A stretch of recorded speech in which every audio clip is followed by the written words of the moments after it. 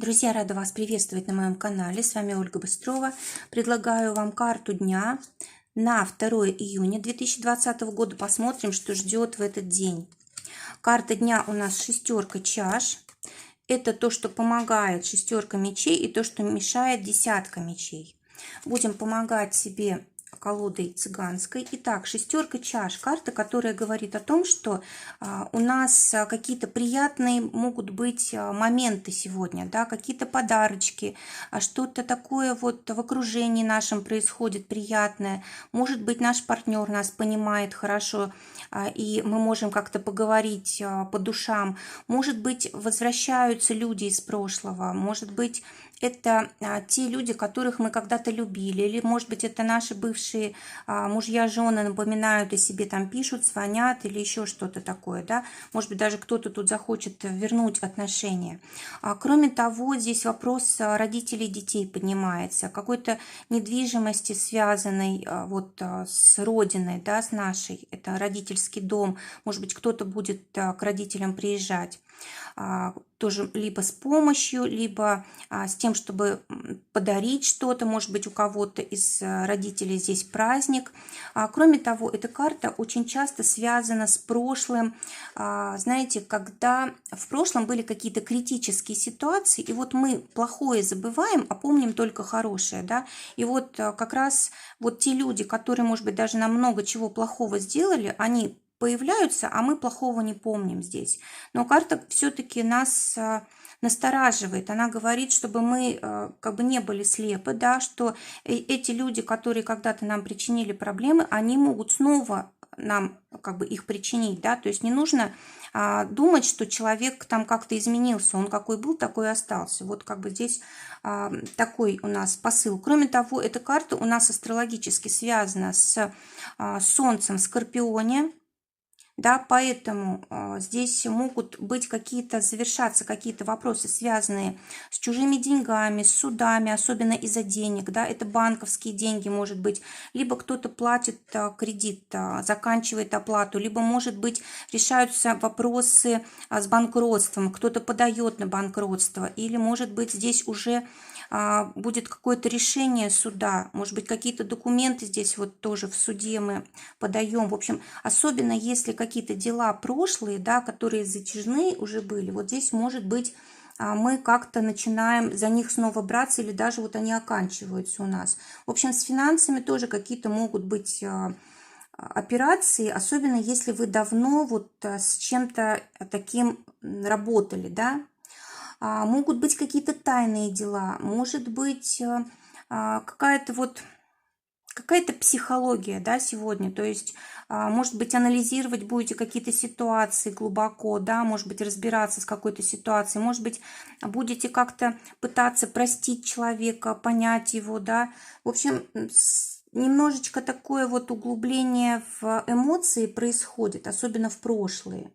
А что еще тут может быть? Может быть, какие-то оплата, допустим, каких-то прошлых счетов, кредитов, ну, про кредиты я говорила, да, налогов, может быть, долгов и так далее. Алименты, может быть, кто-то получает.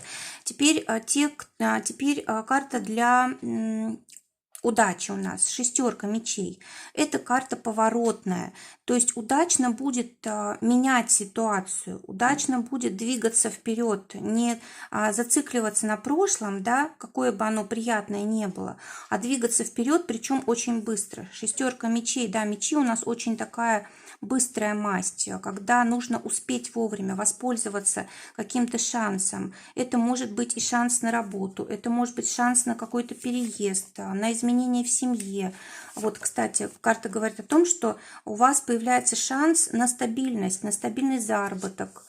Может быть, кто-то может начать учиться, либо, наоборот, получить уже какой-то диплом, да, вот у нас здесь, смотрите. Кроме того, здесь может быть, заканчивается какая-то ситуация, вот связанная с прошлым, и вы наконец-то свободны, можете здесь что-то поменять в своей жизни, да, принимаете какое-то кардинальное решение и полностью свою жизнь меняете.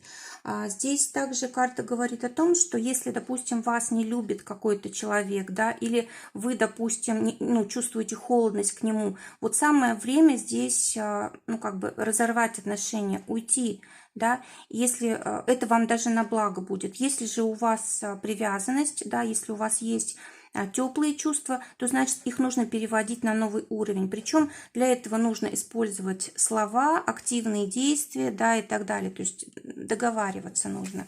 Теперь то, что будет мешать. Десятка мечей. Карта говорит о том, что не нужно принимать таких решений, которые вот вообще обрубают все концы, да.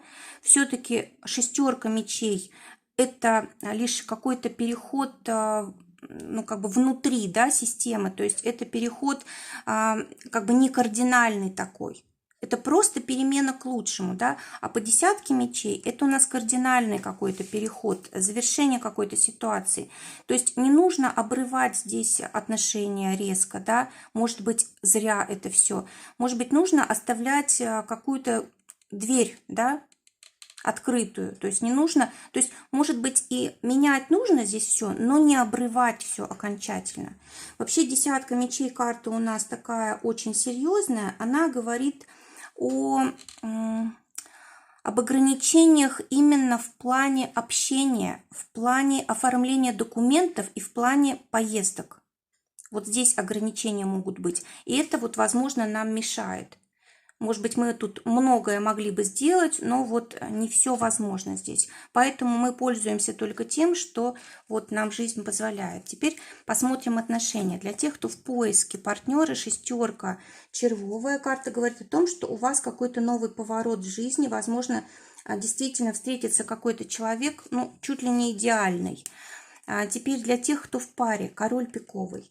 Тоже карта очень хорошая, особенно если, допустим, была какая-то ссора, то тут примирение 100%. Может быть, знаете, такой долгий какой-то затяжной конфликт, и вот сегодня как раз эта ситуация может разрешиться.